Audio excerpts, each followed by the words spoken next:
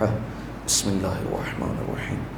الحمد لله رب العالمين الرحمن الرحيم مالك يوم الدين إياك نعبد وإياك نستعين اهدنا الصراط المستقيم صراط الذين أنعمت عليهم غير المغضوب عليهم ولا الضالين. بسم الله الرحمن الرحيم. قل هو الله أحد بسم الله الرحمن الرحيم. بسم الله الرحمن الرحيم. اللهم اغفر للمؤمنين والمؤمنات والمسلمين والمسلمات الأحياء منهم والأموات. اللهم تابع بيننا وبينهم بالخيرات إنك مجيب الدعوات إنك على كل شيء قدير برحمتك يا أرحم الراحمين. اللهم صل على محمد. أعوذ بالله من الشيطان اللعين الرجيم. بسم الله الرحمن الرحيم.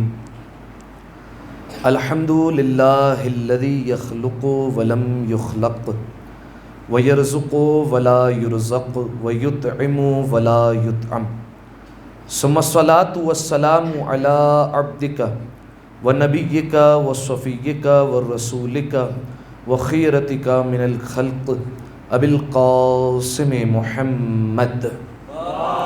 اللهم صل على محمد وآل محمد وعلى أهل بيته الطيبين الطاهرين المعصومين المظلومين سيما ابن عمه علي عليه السلام وهو النبأ العظيم والصراط المستقيم والقرآن الكريم وهو الصديق الأكبر والفاروق الأعظم وحبل الله المتين وإمام المسلمين ووصي رسول رب العالمين واللعنة الدائمة على أعدائهم أجمعين.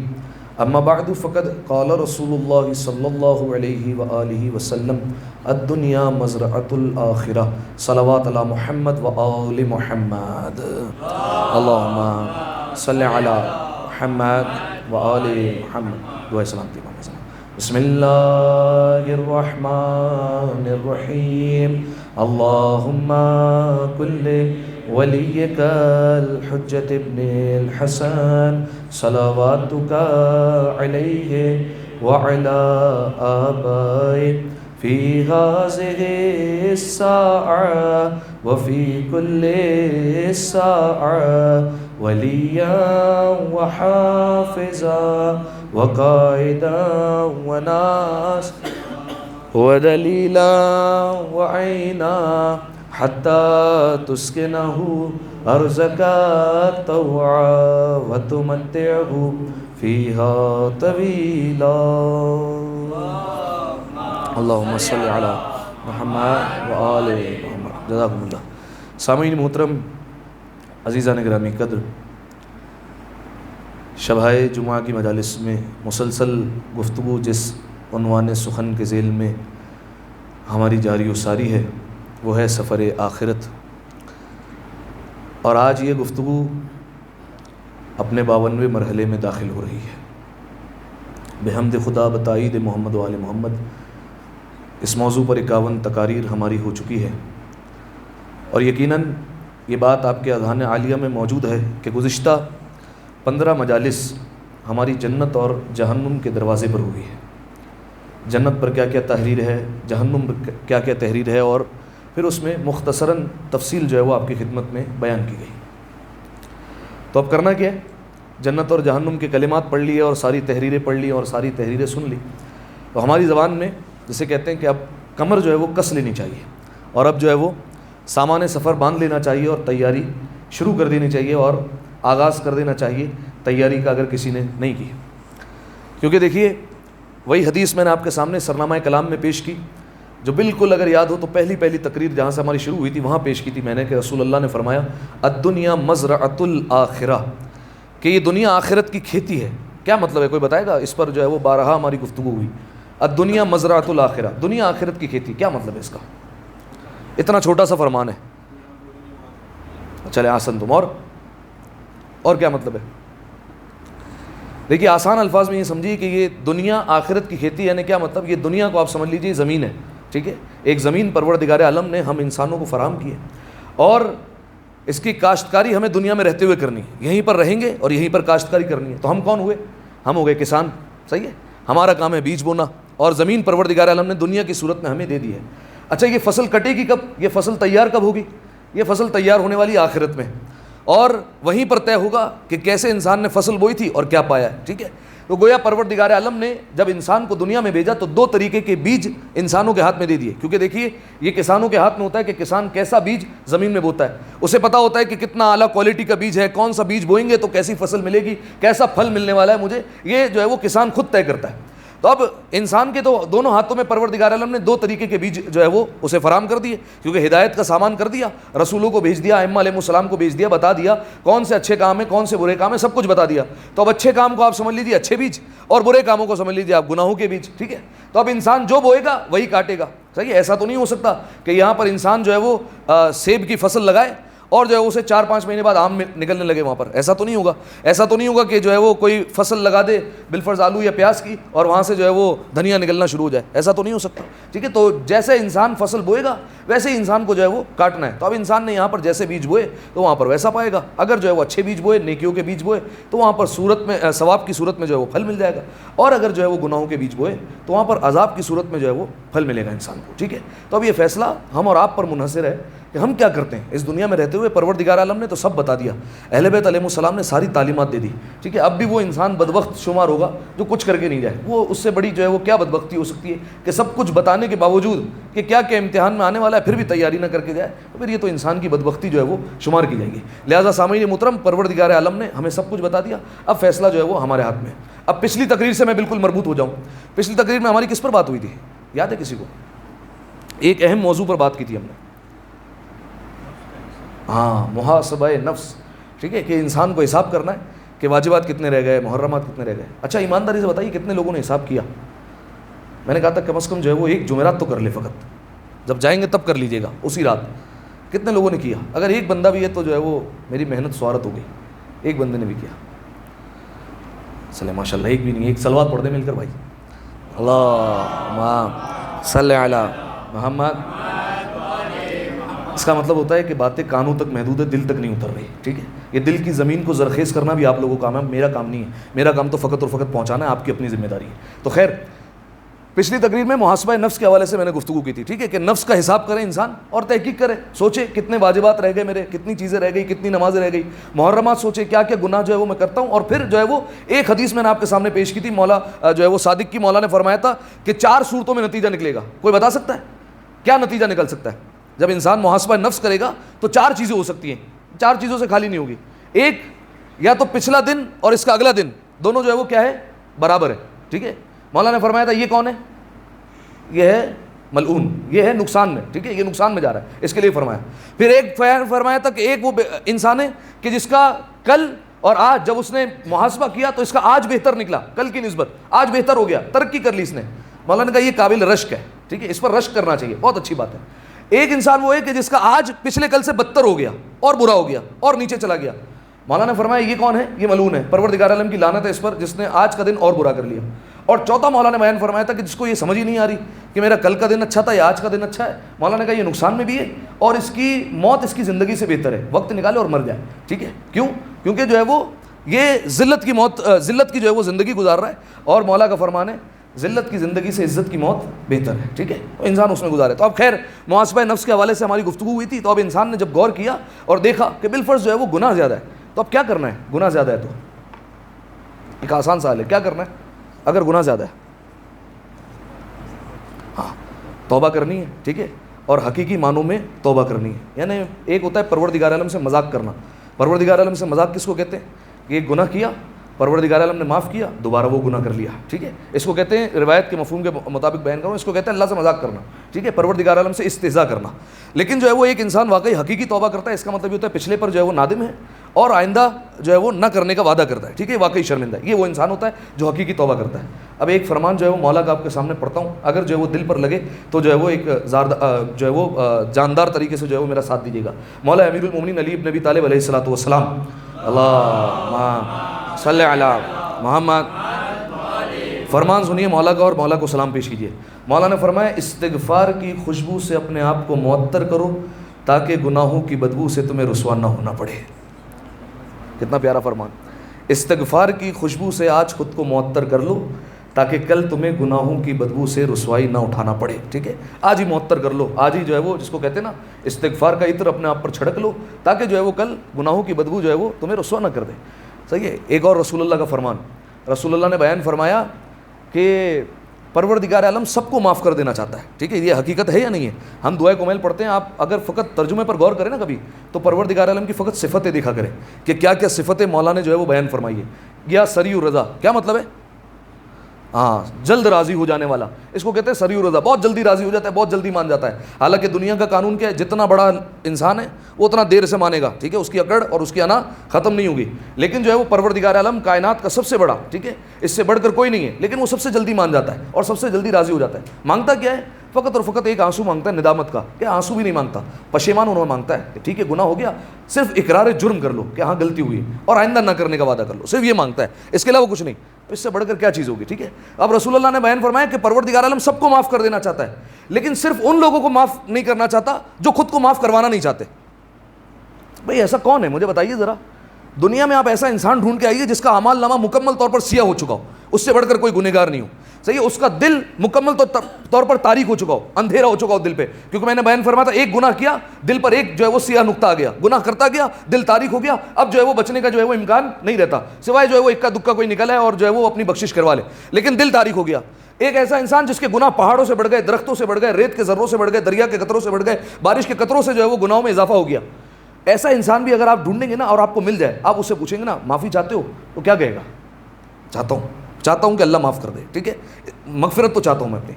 رسول اللہ کہہ رہے ہیں اللہ سب کو معاف کرنا چاہتا ہے, لیکن صرف ان کو معاف نہیں کرے گا جو خود اپنے آپ کو معاف نہیں کروانا چاہتے. صحابہ جو بیٹھے تھے نا وہ حیرت میں آ گئے, یا رسول اللہ ایسا کون سا بندہ ہے جو اپنے آپ کو ہی معاف نہیں کروانا چاہتا؟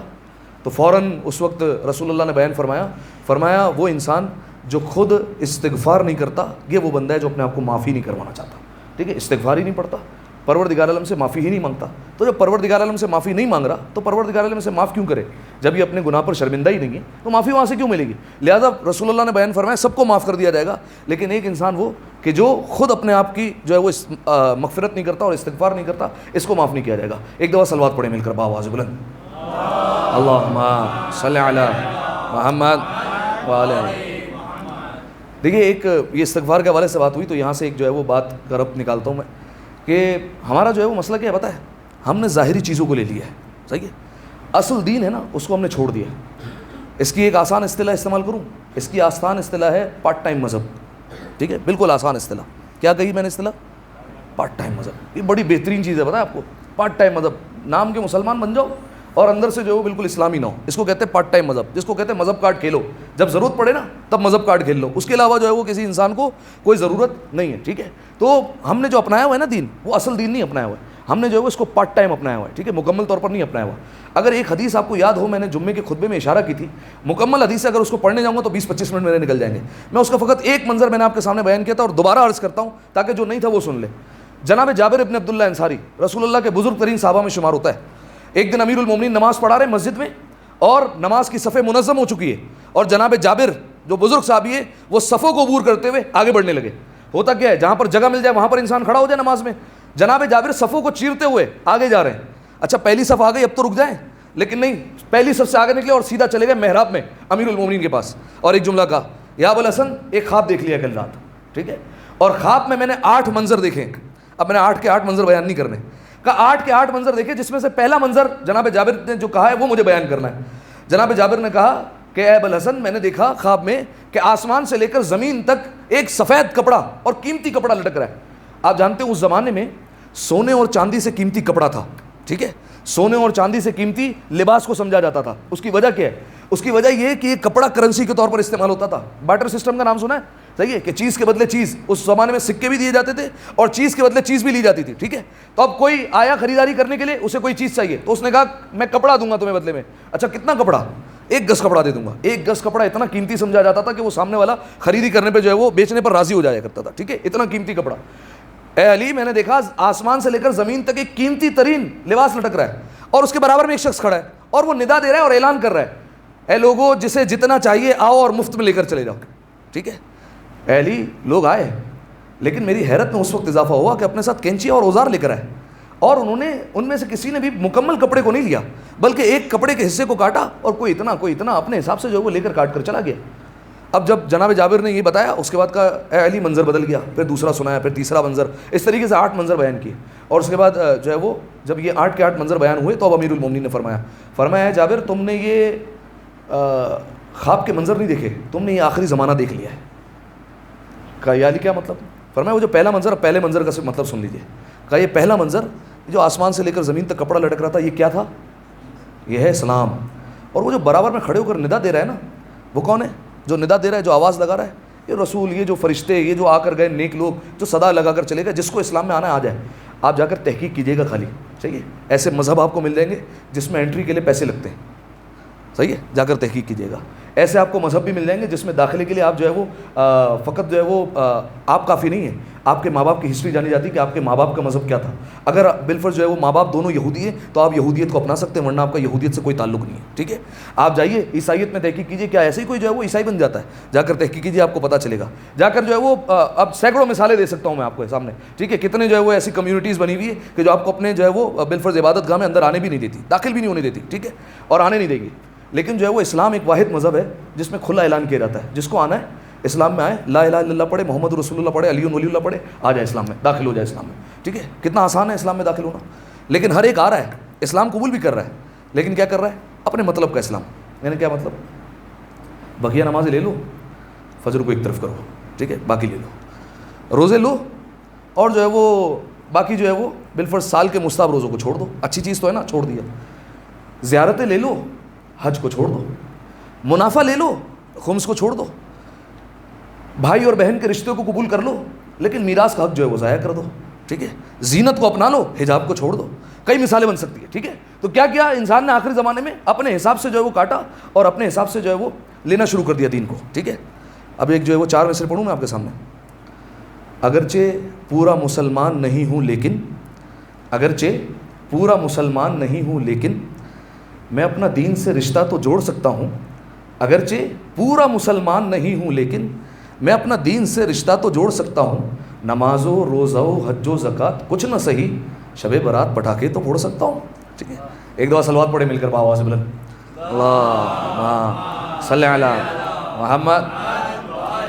نام کا لیجیے حضور, شب برات حلوہ بنا لیں, سال میں ایک مجلس کروا لیں, ٹھیک ہے, اور ہمارا جو ہے وہ کام ہو گیا پورا. اب جو ہے وہ نہ گناہوں سے اپنا کوئی لینا دینا ہے, نہ واجبات سے کوئی لینا دینا ہے. اب اس پہ جو ہے وہ ہمیں کوئی فکر نہیں ہے. اب ایسا بتاؤں ایسا انسان کرتا کیوں ہے؟ اگر آپ آمادہ ہے تو ایک اور صلوات عطیہ کریں مل کر آواز بلند, اللہم صلی علی محمد علی محمد. ابھی دیکھیے دو جو ہے وہ حدیثیں اور سناؤں گا میں آپ کو آخری زمانے کے حوالے سے.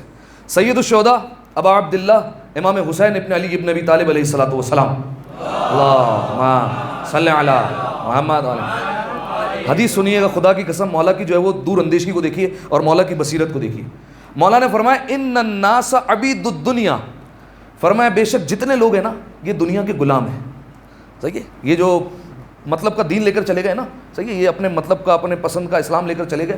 فرمایا ایسا کر کیوں رہے, ٹھیک ہے, اپنے الفاظ استعمال کر رہا ہوں. یہ دنیا کی غلام ہے. غلام سمجھتے ہیں نا آپ کسے کہتے ہیں؟ غلام وہ ہوتا ہے جو آقا کی مرضی پہ چلتا ہے, ٹھیک ہے. ہم اگر غلام اپنے آپ کو سمجھتے ہیں اسلام کا یا پروردگار عالم کا یا رسول اسلام کا یا امیر کائنات کا, تو ان کے مطابق چلتے ہیں. لیکن ہم ایسا کیوں کر رہے ہیں؟ اسلام اپنی مرضی کا لے رہے ہیں. مولا نے فرمایا ان الناس عبید الدنیا, یہ لوگ کس کے غلام ہیں؟ دنیا کے غلام ہیں, ٹھیک ہے.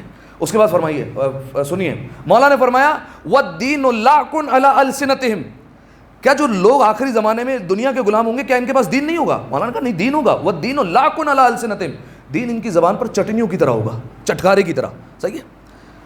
یعنی کیا مطلب؟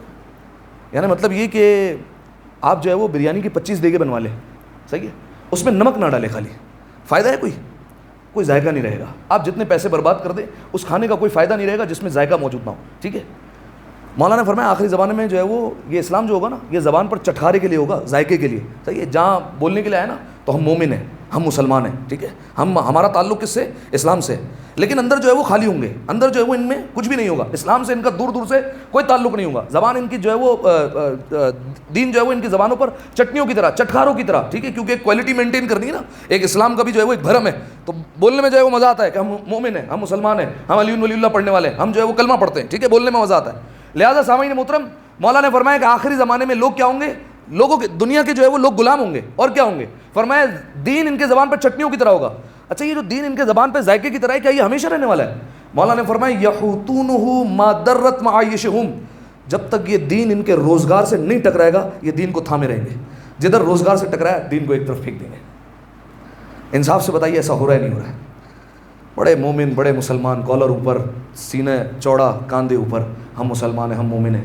جدھر بات کاروبار میں خطرے کی بات آئی, سود بھی لیں گے, رشوت بھی لیں گے, مومن کو جو ہے وہ ماریں گے بھی, مومن کی عزت بھی کریں گے, ٹھیک ہے, گالیاں بھی دیں گے, سب کچھ کریں گے, حرام بھی کریں گے, دھوکہ دہی بھی کریں گے, ملاوٹ بھی کریں گے, سب کچھ. دین ایک طرف ہو گیا, ٹھیک ہے. مولا نے فرمایا یہ دین ان کا جو زبان پر چٹکارے کی طرح اتنا سا دین ہے, لیکن یہ بھی کب تک رہے گا؟ فرمایا اس وقت تک جب تک یہ ان کے روزگار سے نہیں ٹکرائے گا. جدھر روزگار سے ٹکرایا یہ دین کو ایک طرف کر دیں گے. فَإِذَا مُحِسُّوا بِالْبَلَاءِ قَلَّتْ دَيَّانُونَ. اور مولا نے فرمایا اصول بھی یہی ہے, جب مصیبتوں میں مبتلا کیا جاتا ہے نا, جب امتحان لیا جاتا ہے, مولا نے فرمایا دیندار بڑے کم رہ جاتے ہیں. بہت کم دیندار ہوتے ہیں جن کی تعداد باقی آ جاتی ہے, جن کی نظر آتی ہے یہ واقعی دیندار ہے. باقی تو فقط زبان کا چٹکارا ہے, جیسے ہماری زبان میں کھیلتے ہیں, مذہب کاٹ کھیلتے ہیں, ٹھیک ہے. یہ ہو گیا. اب یہ جو امام حسین علیہ السلام نے بیان فرمایا نا, یہ دراصل رسول اللہ نے پہلے ہی پیشن گوئی کر دی تھی. فرمایا سیاتی علی امتی زمان, فرمایا میری امت پر ایک زمانہ آنے والا ہے. اب دیکھیے رسول اللہ جو بیان فرما رہے ہیں وہ آپ اس کی تصدیق کیجیے گا, ایسا ہے نہیں. ولا یبقى من القرآن الا رسم, جب قرآن فقط اور فقط باقی رہے گا تو لکھا ہوا رہ جائے گا, تلاوت نہیں ہوگی. ہے یا نہیں ایسا؟ ایسا ہے, ٹھیک ہے.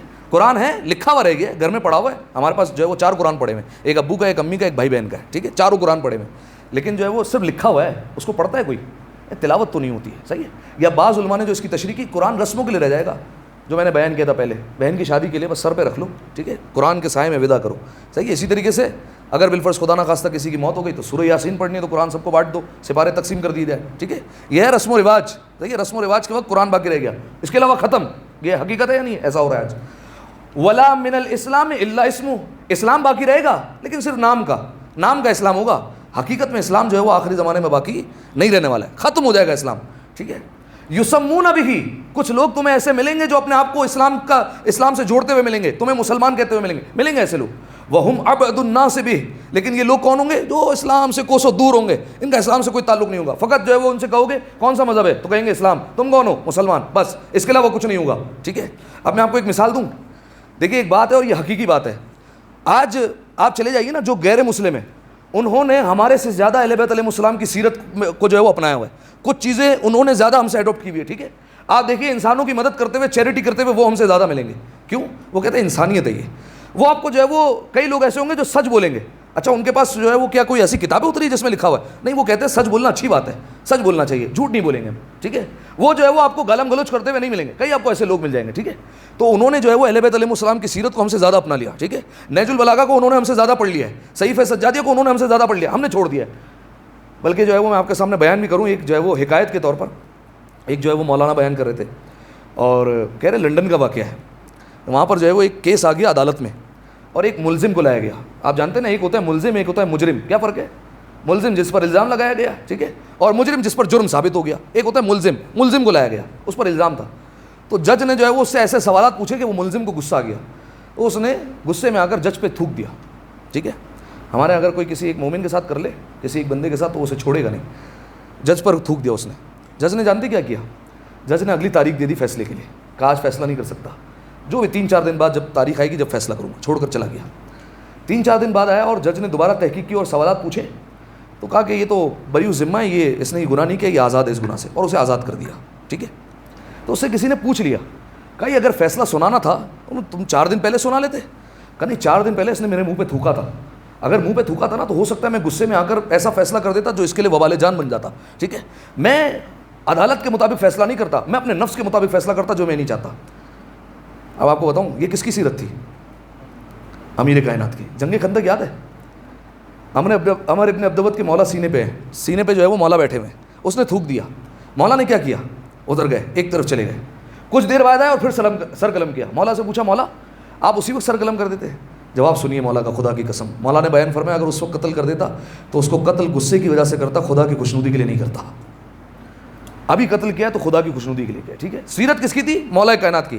اپنا ہی کس نے؟ غیر مسلموں نے, ٹھیک ہے. تو رسول اللہ نے کیا بیان فرمایا؟ آخری زمانے میں یسمون بہ, تمہیں ایسے لوگ ملیں گے جو مسلمان کہتے ہوں گے اپنے آپ کو, وہم ابعد الناس بہ, لیکن بہت دور ہوں گے اسلام سے. مساجدہم عامرۃ، ان کی ایک اور علامت یہ ہے بڑی بڑی مسجدیں بنائیں گے، 60 80 فیٹ کے مینار جو ہے وہ کھڑے کر دیں گے، دور سے مسجد نظر آنی چاہیے ہماری، ٹھیک ہے، اتنے بڑے بڑے عمارتیں جو ہے وہ کھڑی کر دیں گے مسجد کے لیے، 6 فلور کی، 7 فلور کی، 10 فلور کی مسجدیں کھڑی ہو جائیں گی. اچھا، اور پھر فرمایا لیکن جو ہے وہ اس میں ہدایت کا نام و نشان نہیں ہوگا. ٹھیک ہے، یہ آخری زمانے کی کچھ علامتیں جو ہے وہ رسول اللہ نے بیان فرمائی. چوتھے امام کا ایک فرمان، اور پھر میں جو ہے وہ تھوڑا سا اپنے موضوع سے متصل ہو جاؤں.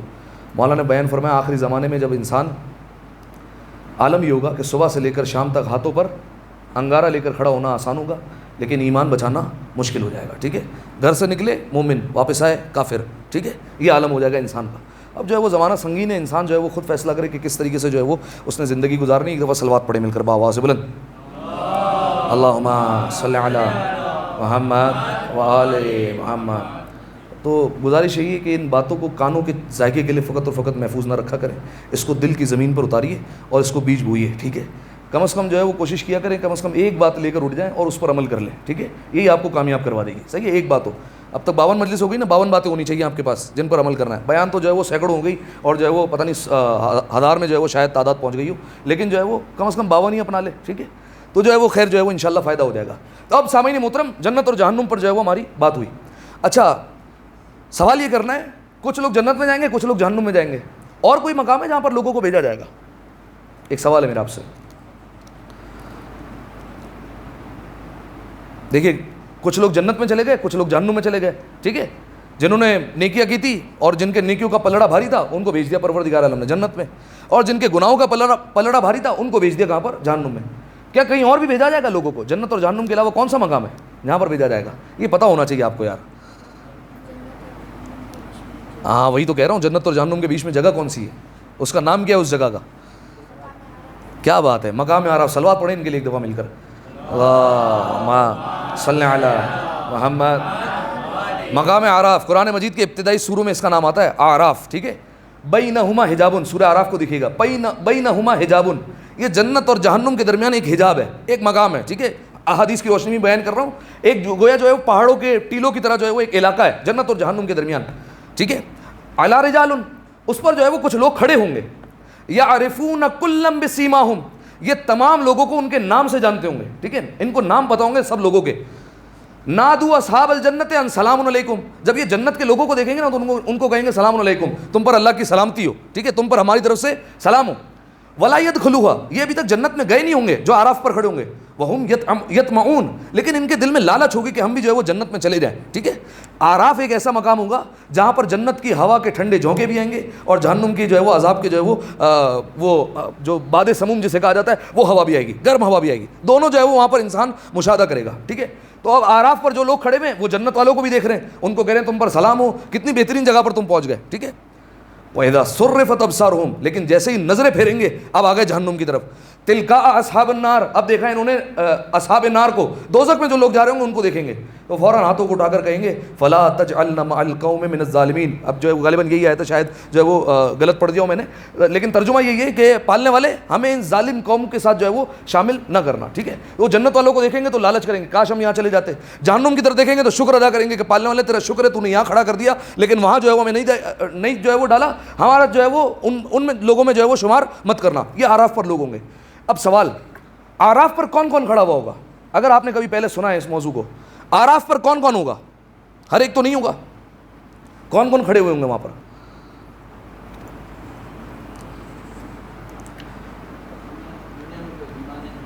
اچھا آسان تم دیکھیے، سب سے پہلا پوائنٹ اور سب سے پہلی بات کہ مقام آراف پر انبیاء علیہ السلام، اہل بیت علیہ السلام، رسول خدا، شہزادی کونین، جناب خدیجہ، یہ سب کھڑے ہوئے ہوں گے. کس لیے؟ یہ ندا دیں گے، جناب حمزہ اور جناب جعفر، اس طریقے سے دیگر نام ہیں، اور خاص اصحاب یہ کھڑے ہو کر ندا دیں گے کہاں ہیں ہمارے شیعہ، کہاں ہیں ہمارے چاہنے والے، ہم سے محبت کرنے والے جو مقام آراف پر موجود ہوں گے. تو آئیں گے اور یہ پھر ان کی شفاعت کریں گے اور ان کو جو ہے وہ اپنے ساتھ لے کر جنت میں چلے جائیں گے. ٹھیک ہے، تو جو وہاں پر لوگ کھڑے ہوئے ہوں گے اور جو اہل بیت علیہ السلام کے چاہنے والے ہوں گے بالآخر ان کی شفاعت ہونی اور وہ جنت میں جو ہے وہ چلے جائیں گے. تو سب سے پہلے تو اہل بیت علیہ السلام اور یہ ہستیاں کھڑی ہوں گی مقام آراف پر. اور کون لوگ ہوں گے؟ جو بھائی نے اشارہ کیا کہ جن کا نیکی اور بدی کی طرف کوئی رجحان نہیں تھا، یعنی جن کو کہتے ہیں دیوانے، پاگل افراد. ٹھیک ہے، یا ایسے افراد جن پر اتنی ذمہ داری نہیں تھی. کون سا زمانہ کہ جس میں جو ہے وہ کوئی نبی نہیں تھا؟ کوئی بتا سکتا ہے کون سا زمانہ تھا جس میں کوئی نبی نہیں موجود تھا، صرف وصیہ کا سلسلہ تھا، وصی کا سلسلہ تھا؟ لیکن کوئی نبی نہیں تھا. ہاں جناب عیسیٰ سے لے کر رسول اللہ تک, جناب عیسیٰ جب آسمانوں پر اٹھائے گئے تو اس کے 550 سال بعد ہمارے رسول کو مبعوث کیا گیا. یہ جو درمیان کا حصہ ہے نا, اس میں لوگوں کی ہدایت جو ہے وہ ویسے نہیں ہوئی جیسے ہونی چاہیے. یہ لوگ بھی مقام اعراف پر کھڑے ہوئے ہوں گے, ٹھیک ہے. اچھا, اور کون ہوگا مقام اعراف پر؟ مقام اعراف پر کفار کے بچے, ٹھیک ہے, جو کافر گھرانے میں پیدا ہوئے لیکن بالغ ہونے سے پہلے مر گئے, ٹھیک ہے. اب جب بالغ نہیں ہوئے تو ان پر جو ہے وہ ذمہ داری عائد نہیں ہوئی, جب ذمہ داری عائد نہیں ہوئی تو انہیں جہنم میں کیسے پھینکے, ٹھیک ہے. اور چونکہ کافر کے بیٹے ہیں تو حکم کافر میں, تو جنت میں کیسے ڈالیں, لہذا جو ہے وہ اعراف پر انہیں کھڑا کیا جائے گا, صحیح ہے. اچھا, اب جو ہے وہ کسی کے ذہن میں سوال آ سکتا ہے یہ تو ناانصافی ہے, ان کے ماں باپ کافر تھے, ان بچوں کا کیا قصور ہے, ٹھیک ہے, کہ یہ بالفرض پیدا ہوتے ہی مر گئے یا کچھ 2-4 سال گزارے اور مر گئے, تو ان کا کیا قصور ہے. دیکھیے اب اس میں علماء نے جو ہے وہ 2-3 جواب دیے. پہلا جواب تو یہ کہ یہ جو کفار کے بچے ہوں گے انہیں جو ہے وہ پروردگار عالم ایک امتحان لے گا ان کا, قیامت کے میدان میں ان پر ایک ذمہ داری ڈالی جائے گی, وہیں پر امتحان لیا جائے گا. اور چھٹے امام کی روایت کے مطابق اس وقت پروردگار عالم ایک آگ کو روشن کرے گا, صحیح ہے. اور جتنے بچے جو نابالغی کے زمانے میں گزر گئے ان سب کو کھڑا رکھا جائے گا اور پروردگار عالم حکم دے گا کہ اپنے آپ کو اس آگ میں گرا دو, صحیح ہے. کیا امتحان ہے؟ اپنے آپ کو آگ میں گرانا ہے. جو اس وقت تعمیل کریں گے اور حکم بجا لائیں گے اور آگ میں اپنے آپ کو گرا دیں گے تو پروردگار عالم کی رحمت سے وہ آگ سرد ہو جائے گی, ٹھنڈی ہو جائے گی اور انہیں کچھ نہیں ہوگا, انہیں بھیج دیا جائے گا جنت میں. اور جو باقی لوگ بچیں گے, جو باقی نابالغ بچے تھے جنہوں نے قبول نہیں کیا اور پروردگار عالم کے حکم کو جھٹلا دیا, انہیں بھیج دیا جائے گا جہنم میں, ٹھیک ہے. اب وہ جاتے جاتے جہنم کی طرف پروردگار عالم سے شکوہ کریں گے, پالنے والے دنیا میں تو ہم مکلف نہیں تھے, ہم پر کوئی ذمہ داری عائد نہیں تھی. تو پروردگار عالم کہے گا ہم نے تم سے یہاں پر تو امتحان لیا, کہا پالنے والے تو دنیا میں تو بھیجتا, ہو سکتا ہے ہم وہاں پر عمل کر کے آتے. تو پروردگار عالم کی طرف سے جواب آئے گا کہ دنیا میں ہم نے اپنے پیغمبروں کو بھیجا تھا, اماموں کو بھیجا تھا, وہ وہاں تمہیں حکم دیتے تو تم کیا عمل کر لیتے.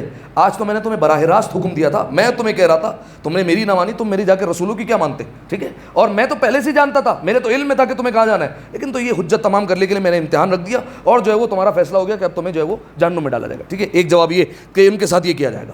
دوسرا جواب کہ کفار کے جو کچھ بچے ہوں گے انہیں جنت میں بھیجا جائے گا, لیکن جنت میں بھی جائیں گے تو بلند مقام پہ تو نہیں جا سکیں گے, ٹھیک ہے, صحیح ہے. ایک جو ہے وہ بالفرض جو ہے وہ بچہ سمجھدار ہو گیا, سمجھ بوجھ تو آ گئی نا, اس وقت جو ہے وہ کوشش تو کر سکتا تھا. تو اب یہ جنت میں موجود مومنین کے خادم ہوں گے, ٹھیک ہے. وہاں پر جو ہے وہ ہمارے زبان میں جو ہے وہ سمجھ لیں نوکری کریں گے, وہاں پر خادم ہوں گے, ان کے جو ہے وہ غلام ہوں گے. جنت میں جو ہے وہ ان کا غلاموں والا اسٹیٹس ہوگا, ٹھیک ہے. تو یہ کفار کے بچے ہوں گے. اچھا, ہو سکتا ہے آپ کے ذہنوں میں سوال آئے کہ یہ تو کفار کے بچے تھے, اگر مومن کا بچہ دنیا سے چلا جائے تو اس کے ساتھ کیا ہو سکتا ہے, کوئی بتا سکتا ہے؟ اگر ابھی ایک مومن کا بچہ دنیا سے چلا جائے اس کے ساتھ کیا ہوتا ہے, کیا ہوگا اس کے ساتھ؟ یہ سوالات ہمارے بنیادی عقائد کے ہیں, ٹھیک ہے. اس پر آپ کو کوئی بھی جھنجھوڑ کر چلا جا سکتا ہے کہ تمہارا اللہ تو بڑا ناانصافی کرتا ہے. یہ توحید کے سارے جو ہے وہ علم کلام کی بحثیں ہیں. کیا ہوتا ہے اگر جو ہے بالفرض کوئی مومن کا جو ہے وہ بچہ جو ہے وہ دنیا سے چلا گیا, فرزند چلا گیا. چلے ایک روایت تو یہ میں دوسرے مقام پر یہ عرض کرتا ہوں. ایک تو یہ کہ جیسے ہی جو ہے وہ بچہ انتقال کرتا ہے تو پروردگار عالم انہیں عرش رحمان کے سائے میں جو ہے وہ جگہ دیتا ہے, ٹھیک ہے. عرش الہی کے جو ہے وہ سائے میں ان کو جگہ ملتی ہے اور وہ وہاں پر جو ہے وہ ایسے ہی نہیں رہتے بلکہ مسلسل اپنے والدین کے لیے استغفار کرتے ہیں, مغفرت طلب کرتے ہیں وہاں پر, ٹھیک ہے. اور جناب ابراہیم ان کی جو ہے وہ نگہداشت کرتے ہیں, اور جناب سارہ جو جناب ابراہیم کی زوجہ ہے وہ زعفران مشک و عنبر کے پہاڑوں پر ان بچوں کی جو ہے وہ پرورش کرتی ہے, ٹھیک ہے. ان کی نگرانی میں جو ہے وہ پرورش ہوتی ہے. یہ ایک جو ہے وہ روایت ہو گئی. دوسری ایک روایت جو ہے وہ یہ ہے جس کی طرف جو ہے وہ انہوں نے اشارہ کیا, وہ یہ کہ جب ایک مومن کا بچہ انتقال کرتا ہے تو اس وقت جو ہے وہ ندا دی جاتی ہے کہ آگاہ ہو جاؤ, فلاں ابن فلاں دنیا سے انتقال کر گیا ہے. اور اس وقت پوچھا جاتا ہے کہ کیا اس بچے کا کوئی قریبی رشتہ دار یا والدین میں سے کوئی موجود ہے یہاں پر عالم آخرت میں جو پہلے اس سے آ گیا ہو, ٹھیک ہے. اگر ہوتا ہے تو جو ہے وہ بچہ اس کی جو ہے وہ سپرد کر دیا جاتا ہے اور اس کے حوالے کر دیا جاتا ہے. پھر وہ جو ہے وہ اس کی غذا کا انتظام کرتے ہیں اور وہ پرورش کرتے ہیں اور وہ تربیت کرتے ہیں, قریبی رشتہ دار یا والدین میں سے کوئی ایک جو ہے وہ موجود ہو. اور اگر بالفرض کہا جاتا ہے کہ کوئی موجود نہیں ہے تو پھر کیا ہوتا ہے, پھر یہ ہوتا ہے کہ جناب سیدہ کے حوالے کر دیا جاتا ہے. جناب سیدہ ان کی اس وقت تک نگہداشت کرتی ہے, اس وقت تو ان کی دیکھ بھال جو ہے وہ ہوتی ہے جناب سیدہ کی نگرانی میں جب تک والدین میں سے کوئی ایک یا قریبی رشتہ دار وہاں نہ پہنچ جائے. اگر عالم آخرت میں آ گیا پھر ان کے جو ہے وہ حوالے کر دیا جاتا ہے. یہ مومنین کے بچوں کے ساتھ ہوتا ہے, ٹھیک ہے. اچھا, اور مومن کے بچے جب جنت کے دروازے پر جائیں گے قیامت کے دن 2 چیزیں پروردگار عالم سے جھگڑیں گی, ٹھیک ہے, جھگڑا کر لیں گی فرشتوں سے. کون سی 2 چیزیں؟ ایک تو یہی بچہ جو ہے وہ بالغ ہونے سے پہلے دنیا سے چلا گیا اور جو ہے وہ بڑے کم سنی میں یا پیدا ہوتے ہی جو ہے وہ دنیا سے چلا گیا, یہ جنت کے دروازے پر کھڑا ہو جائے گا اور گویا فرشتوں سے روایت کے جو مفہوم ہے وہ یہ کہ جھگڑا کر لے گا, اس وقت تک جنت میں نہیں جاؤں گا جب تک میرے ماں باپ جو ہے وہ مجھے نہیں ملتے, ان کے ساتھ میں جنت میں جاؤں گا. یہ ایک جھگڑا کر لے گا, ٹھیک ہے. ایک دوسرا جو جھگڑا کرے گا وہ ہے, کیونکہ آپ جانتے ہیں قیامت میں ہر چیز کی مجسم صورت آ جائے گی, ٹھیک ہے, وہ ہے سورہ ملک.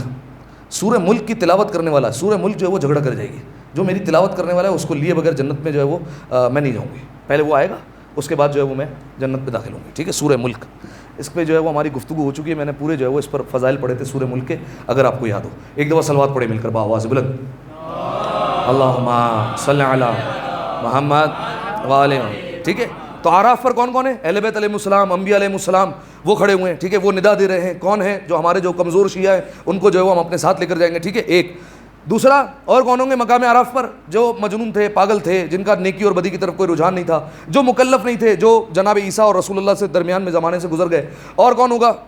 اور کفار کے جو بچے ہیں وہ جو ہے وہ وہاں پر کھڑے ہوں گے. اس کے علاوہ اور کون ہوگا؟ وہ افراد جن کی نیکی اور بدی دونوں برابر ہو جائیں گی. بھائی تین طریقے کے افراد نکلیں گے نا. میزان اگر لگا دیا گیا تو ایک تو وہ ہے جن کا نیکی کا پلڑا بھاری ہو گیا، ایک وہ ہے جن کے گناہوں کا پلڑا بھاری ہے. تو یہ دونوں تو واضح ہیں، ایک جنت میں اور ایک جہنم میں. کچھ ایسے افراد ہوں گے جن کے نیکی اور گناہ دونوں برابر ہو گئے. اب یہ کہاں جائیں گے؟ یہ آ جائیں گے مقام اعراف پر. ٹھیک ہے. اور مقام اعراف پر جب کھڑے رہیں گے اس کے بعد کچھ عرصے بعد جو ہے وہ ان کی شفاعت کر دی جائے گی اور پھر یہ جو ہے وہ جنت میں چلے جائیں گے. اچھا اب ایک آپ کو حیرت کی بات بتاؤں، اور کون ملے گا مقام اعراف پر؟ مقام اعراف پر رسول اللہ کا فرمان ہے، اس کا مفہوم بیان کر رہا ہوں. کچھ نیکوکار یعنی جن کی نیکیوں کا پلڑا بھاری تھا وہ بھی ملیں گے مقام اعراف پر. ٹھیک ہے.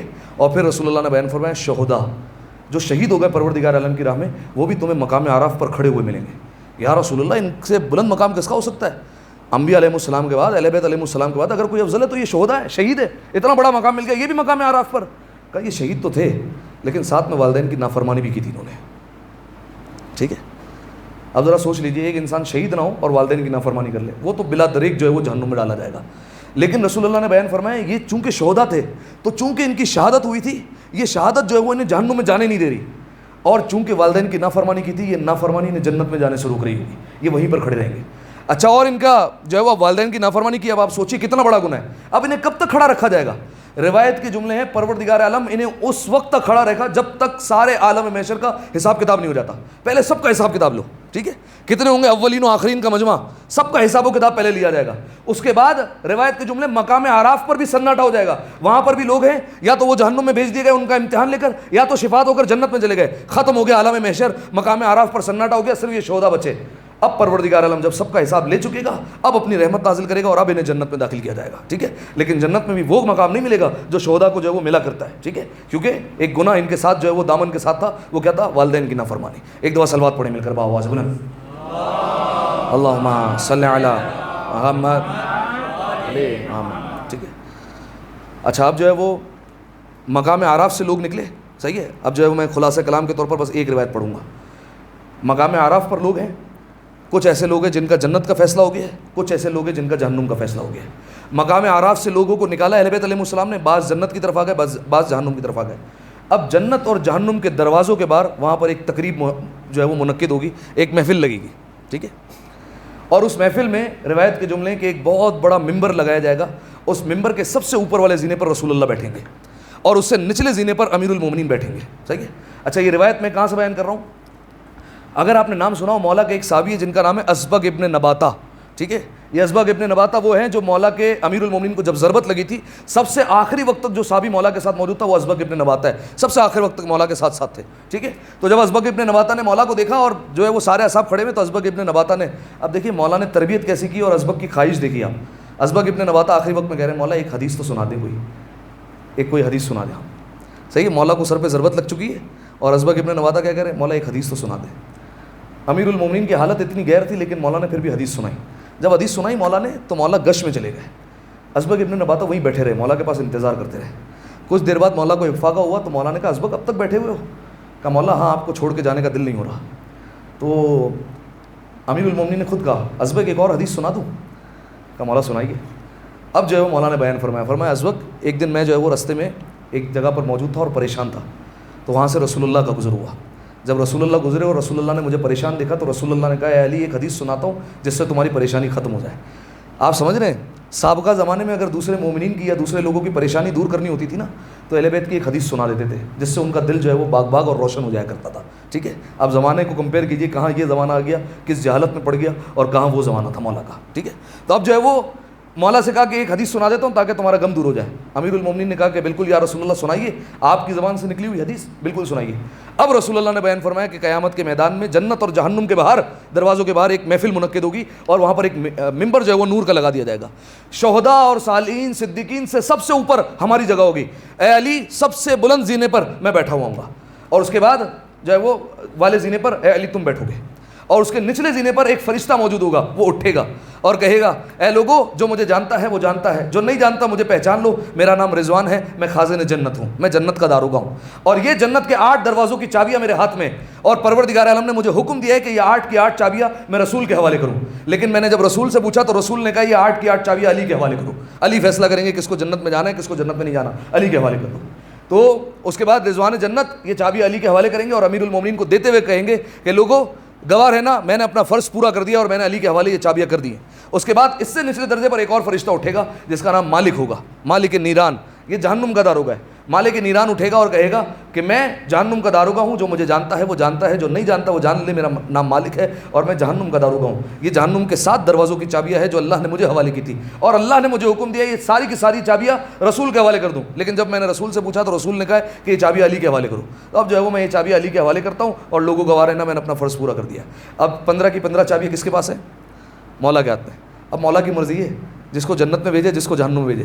ٹھیک ہے, یہ جو کہتے ہیں ہمارے باپ کی جنت ہے, واقعی ہمارے باپ کی جنت ہے. ٹھیک ہے, انا و علی ابا ہذہ الامہ, میں اور علی امت کے 2 باپ ہیں. ٹھیک ہے, یہ جو لوگ ہمارے جو طنز میں کہہ دیتے ہیں تو یہ طنز جو ہے وہ بالکل ٹھیک کرتے ہیں, واقعی ہمارے والد کی جنت ہے, امیر المومنین کی جنت ہے, وہی مالک ہے, وہی سارا تصرف رکھتے ہیں, انہی کے اقتدار میں سب کچھ ہے. ٹھیک ہے, اب امیر المومنین روایت کے جملے رسول اللہ کہتے ہیں اے علی پھر تم فیصلہ کرو گے کہ جنت میں کیسے لے کے جانا ہے, اور تم جو ہے وہ مومنین کو, تمہارے چاہنے والوں کو تم جو ہے وہ لے کر جنت میں جاؤ گے, اور جو تمہارا انکار کرنے والے ہوں گے اس کو اٹھا کر تم جہنم کے حوالے کرو گے. ٹھیک ہے, اب یہاں تک بات آ گئی. اب انشاءاللہ اگلی تقریر میں آگے بڑھیں گے, اور جہنم میں کھڑے ہو کر آپ کو ایک سرسری طور پر دورہ کروائیں گے جہنم میں کیا کیا ہے. ٹھیک ہے, پھر آگے بڑھیں گے انشاءاللہ. صحیح ہے, اور جو ہے وہ کوشش کروں گا اگر جو ہے وہ ایسے اعمال اکٹھا کر سکا جو جہنم سے بچاتے ہیں وہ بھی آپ کی خدمت میں بیان کر دی جائے. ایک دفعہ صلوات پڑھیں مل کر بآواز بلند. اللہم صلی علی میرے بھائی پورا خون جگر دیتا ہوں تو ایک دفعہ اچھی صلوات پڑھ دیں مل کر. اللہم صلی علی محمد علیہ جزاکم اللہ. ٹھیک ہے, تو جنت کے 8 دروازے ہو گئے, جہنم کے 7 دروازے ہو گئے, اور مقام آراف پر ہماری گفتگو ہو گئی. ٹھیک ہے, آراف کیا ہے وہ سب آپ کو بتا دیا, کون اس پر کھڑا ہوگا. جنت اور جہنم کے باہر محفل ہوگی, وہ محفل لگ جائے گی, اس کے بعد جو ہے وہ پھر جنت اور جہنم کی باری آئے گی. ٹھیک ہے, اب جو ہے وہ ایک حکایت اور منزل مسائل. وہ حکایت یہ کہ مجھے چونکہ گزارش کی گئی لہٰذا یہ حکایت بیان کر رہا ہوں. وہ یہ کہ ایک شخص امام حسین علیہ السلام کی زری پر آیا, اگر محسوس کر سکے ہم, اس کے یہاں اولاد نہیں تھی اور کوئی جو ہے وہ اس کا فرزند موجود نہیں تھا. اس نے امام حسین علیہ السلام سے عجیب طریقے سے دعا مانگی, اور پروردگار عالم نے وہ دعا قبول بھی کی. اس نے امام حسین علیہ السلام سے مانگا کہ مولا میں نے سنا ہے کہ آپ نے بہت سے لاشیں اٹھائے, آپ نے بہت سی مصیبتیں برداشت کی, لیکن مولا میں نے سنا ہے کہ اکبر کا لاشا اٹھانا آسان نہیں تھا, میں نے سن رکھا ہے. مولا میں آپ سے دعا کرتا ہوں میری کوئی اولاد نہیں, ایک بیٹا مجھے عطا کر دیجیے, ایک بیٹا ایسا عطا کیجیے جو میری آنکھوں کے سامنے پلے, میری آنکھوں کے سامنے جوان ہو جائے, میری آنکھوں کے سامنے بڑا ہو جائے, اور جب عین 18 سال کا ہو جائے میرے مالک دعا یہ ہے اسے اٹھا لینا اور اسے لے لینا. کیوں؟ میں دیکھنا چاہتا ہوں اس وقت آپ پر گزری کیا تھی. ٹھیک ہے, شاید کچھ احساس ہو جائے. بس سامعین محترم علماء بیان کرتے ہیں کہ وہ دعا قبول ہوئی, پروردگار عالم نے اسے بیٹا بھی عطا کیا, اور جب بیٹا عطا ہوا اس کو آپ سوچیے جس کی اکلوتی اولاد ہو وہ کیسی پرورش کرے گا. ٹھیک ہے, کس طریقے سے اس کی پرورش کرے گا اور کیسے اسے پروان چڑھائے گا. پرورش کرتا رہا میں. کہتے ہیں وہ میں منت بھول گیا تھا کہ 18 سال میں میرے جوان بیٹے کو مر جانا ہے. کہا میں بھول چکا تھا. کہا بھی ہم گھر میں موجود تھے, شاید علماء سے جو میں نے سنا ہے شادی کا ماحول تھا, اور مجھے خبر آئی کہ وہ بیٹا اس دنیا سے چلا گیا. لوگ اسے اٹھا رہے ہیں لیکن جو ہے وہ اپنے مقام سے اٹھ نہیں سکتا. شاید محسوس ہوتا ہے اس کے پیروں میں جان نہیں رہی ہے, اٹھ نہیں سک رہا. اب اگر آپ کا ذہن کربلا کی طرف جائے تو یا حسین کہہ کر ضرور ہوئیے گا. اس سے اٹھا نہیں جا رہا, اس کے پیروں میں جان نہیں رہی ہے. ایک مرتبہ لوگوں نے سہارا دے کر اٹھایا اور کہا کیا بات ہے؟ عراق کا رہنے والا تھا, عرب کا رہنے والا تھا. کہا میری ایک خواہش ہے. کہا کیا خواہش ہے؟ کہا میں چاہتا یہ ہوں مجھے حسین کے روضے پر لے کر جاؤ, میں حسین کے روضے پر جانا چاہتا ہوں. کہا پہلے بیٹے کو دیکھ لے، سارے معاملات دیکھ لے، غسل و کفن کے معاملات دیکھ لے، اس کے بعد چلا جانا۔ کہا نہیں، پہلے مجھے حسین کے روضے پر لے کر چلو، کیونکہ یہ جانتا ہے نا میں نے منت مانگی تھی اور وہ منت پوری ہو گئی ہے۔ پہنچا امام حسین کے روضے پر، جانتے ہیں امام حسین کے روضے سے لپٹ کر ایک جملہ کہا حسین اکبر کو اٹھایا کیسے تھا؟ کیسے اکبر کا لاشا اٹھا لیا آپ نے؟ کس طریقے سے جوان بیٹے کا لاشا اٹھایا؟ حالانکہ اس کی مصیبت تو کچھ نہیں ہے، حسین تو وہ ہے جو صبح سے لاشیں اٹھا کر تک گئے ہیں، اور اکبر جیسا بیٹا کہ جو بہو ہم شکل پیغمبر ہے، کتنا مشکل ہوگا علی اکبر کو اٹھانا۔ بس عزادارو جانتے ہیں، میں ایک آدھ روایت پڑھوں گا، جانتے ہیں اب اس شخص کے بھی پیروں میں جان نہیں رہی نا۔ روایت کے جملے جب جناب علی اکبر گھوڑے سے زمین پر آئے نا تو مولا کیا کیسے پہنچے ہیں؟ مولا پہنچے ہیں کبھی گرتے ہیں پھر اٹھتے ہیں، پھر گرتے ہیں پھر اٹھتے ہیں، اور کہتے جاتے ہیں ادعونی یا بنیا، اے میرے بچے مجھے آواز دو، مجھے کچھ نظر نہیں آتا، میری آنکھوں کا نور رخصت ہو گیا ہے۔ بس عزادارو امام حسین علیہ السلام جناب علی اکبر کے لاشے پر پہنچے ہیں، جناب علی اکبر کے پاس پہنچ کر کہا اکبر میرے بیٹے بہت اچھی جنگ کی۔ اب جانتے ہیں ایک دو سوال سن لیجئے۔ امام حسین نے کہا علی اکبر کوئی خواہش ہے؟ کہا ہاں بابا۔ کہا کیا خواہش ہے؟ بابا مرنے سے پہلے ایک بار مدینے والی بہن کی زیارت کرنا چاہتا ہوں، بابا فاطمہ سغرا کا دیدار کرنا چاہتا ہوں۔ امام حسین نے دو انگلیوں کو بلند کیا، علی اکبر نے دیکھنا شروع کیا، بابا روضہ رسول نظر آتا ہے لیکن سغرا نظر نہیں آتی، بابا ہمارا گھر نظر آ رہا ہے لیکن سغرا نظر نہیں آتی۔ ایک مرتبہ علی اکبر نے چیخ ماری جو محسوس کر سکتے ہیں، ایک بار چیخ مار کر کے بابا، کہا علی اکبر کیا بات ہے؟ کہا بابا سغرا وہاں بیٹھی ہے جہاں میرے قدموں کے نشان موجود تھے۔ بس عزادارو علی اکبر روتے رہے، ایک مقام وہ آیا، حسین نے علی اکبر کے سینے سے برچی کا پھل نکالا اور ایک مرتبہ کہا نانا رسول اللہ آپ بھی آئیے گا، دادا ابراہیم اور اسماعیل کو بھی لائیے گا، وہ دیکھیں کہیں میری آنکھوں پر پٹی تو نہیں بندھی ہے، ارے میرے اسماعیل کے ہاتھ پیر تو نہیں بندھے۔ بس عزادارو علی اکبر نے آخری ہچکی لی، انا للہ و انا الیہ راجعون۔ امام حسین ابھی بیٹھے ہوئے تھے، ایک قاصد آ گیا مدینہ سے اور اس نے کہا لوگو مجھے ذرا بتاؤ تم میں حسین کون ہے؟ کسی نے اشارہ کر کے کہا وہ جو جوان کے لاشے پر بیٹھ کر رو رہا ہے اس کا نام حسین ہے۔ یہ قاصد آیا ہے، کہا مولا مدینے سے آیا ہوں۔ کہا کس کا خط لایا ہے؟ کہا آپ کی بیٹی سغرا کا خط لے کر آیا ہوں، آپ کو دینا چاہتا ہوں، لیکن مولا آپ کی بیٹی نے جو آپ نے علامتیں بتائی تھی وہ تو نہیں ہے، آپ کو کیسے خط دے دوں؟ امام حسین رونے لگے، کہا میری بیٹی نے کیا بتایا تھا؟ کہا میری آپ کی بیٹی نے بتایا تھا کہ میرا بابا ایک مسند پر بیٹھا ہوا ہوگا، دائیں طرف ابو الفضل العباس کھڑے ہوئے ہوں گے، بائیں طرف میرا بھیا علی اکبر کھڑا ہوگا، میرے چچا بڑے خوبصورت ہے لیکن میرا بھیا اکبر زیادہ خوبصورت ہے، علی اکبر کو میرا سلام کہنا۔ بس عزادارو امام حسین علیہ السلام رونے لگے، کہا میں ہی حسین اللہ خط دے دے۔ امام حسین نے خط لیا، اب خط کو کھول کر پڑھنا شروع کیا۔ کیا لکھا تھا؟ بابا آپ کی بیٹی سغرا نے خط لکھا ہے آپ کو، من العلیلۃ الی الحسین ابن علی، بیمار بیٹی کا خط حسین ابن علی کے نام۔ بابا سلام الف الف سلام علیکہ، بابا آپ پر ہزار ہزار سلام ہو، بابا پھوپھی زینب پر ہزار ہزار سلام ہو، بابا چچا عباس کو سلام دیجیے گا، میرے بھیا علی اکبر کو سلام دیجیے گا۔ بس عزادارو آخری جملہ ہے، اور ایک بار کہا بابا میرے شیر خوار علی اصغر کا ذرا میری طرف سے بوسہ ضرور لینا۔